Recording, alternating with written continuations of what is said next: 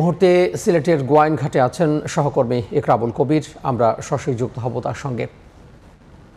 উজান থেকে তীব্র বেগে পানি প্রবেশের কারণে সিলেটের বেশ কিছু জায়গায় আকস্মিক বন্যা দেখা দিয়েছে। আমি এই মুহূর্তে আছি গোয়াইনঘাট উপজেলার তোয়াক্কুল ইউনিয়নের। এই উপজেলার 13টি ইউনিয়নই মানুষ পানিবন্দী হয়ে পড়েছে। আপনি দেখতে পাচ্ছেন যে এই সিলেট গোয়াইনঘাট যে সড়ক, সেই সড়কটি পুরো পানিতে তলিয়ে গেছে এবং এর পাশাপাশি যেই গ্রামীণ যেই সড়কগুলো আছে প্রত্যেকটি সড়ক পানিতে তলিয়ে গেছে, যার কারণে যোগাযোগ একেবারে বিচ্ছিন্ন হয়ে গেছে। এই এলাকার মানুষ একেবারে বিচ্ছিন্ন হয়ে গেছে। যোগাযোগের বিভিন্ন যেই মাধ্যমগুলো আছে সব জায়গায় দিয়ে বিচ্ছিন্ন হয়ে গেছে। এই মুহূর্তে যদি আমি বলি, পানি উন্নয়ন বোর্ডের সর্বশেষ যে তথ্য দিয়েছে, বিভিন্ন নদ নদী, সুরমা নদীর পানি কানাইঘাটের বিপদসীমার 1.69 মিটার উপর দিয়ে প্রবাহিত হচ্ছে, অর্থাৎ 1 মিটার 69 সেন্টিমিটার উপর দিয়ে প্রবাহিত হচ্ছে।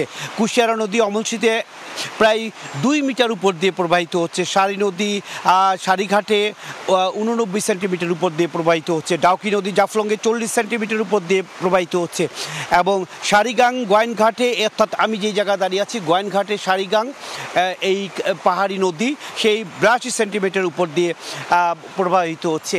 এই এলাকার প্রচুর মানুষ আশ্রয়হীন পড়েছে এবং প্রশাসনের পক্ষ থেকে 56টি আশ্রয়কেন্দ্র করা হয়েছে এবং সিলেটের যেই গোয়াইনঘাট, কোম্পানিগঞ্জ এবং জৈন্তাপুর, অন্যদিকে জকিগঞ্জ, এই পাহাড়ি যেই উপজেলা, পাহাড় সংলগ্ন যে উপজেলাগুলো আছে, সীমান্তবর্তী যে উপজেলাগুলো আছে, প্রত্যেকটি উপজেলা ক্ষতিগ্রস্ত হচ্ছে। এই বন্যার পানি ঢুকছে এবং পাহাড়ি ঢলের কারণে এলাকার মানুষ নতুন নতুন এলাকায় প্লাবিত হচ্ছে, নতুন নতুন এলাকার যোগাযোগ বিচ্ছিন্ন হয়ে যাচ্ছে এবং বিশেষ করে বলা যায় এই উপজেলা গোয়াইনঘাটের জাফলং, বিছনাকান্দি, রাতারগুল সহ এই এলাকার যেই পর্যটন কেন্দ্রগুলো রয়েছে, সাদা পাথর পর্যটন কেন্দ্র রয়েছে, প্রত্যেকটা পর্যটন কেন্দ্রই পানিতে পুরো ভরে গেছে এবং এই এলাকার মানুষের একমাত্র বাহন হয়ে দাঁড়িয়েছে যে নৌকা এবং সব কিছু মিলে আগামী 24 ঘন্টায় যদি এই অবস্থা থাকে তো বন্যা পরিস্থিতির দিকে যাবে এবং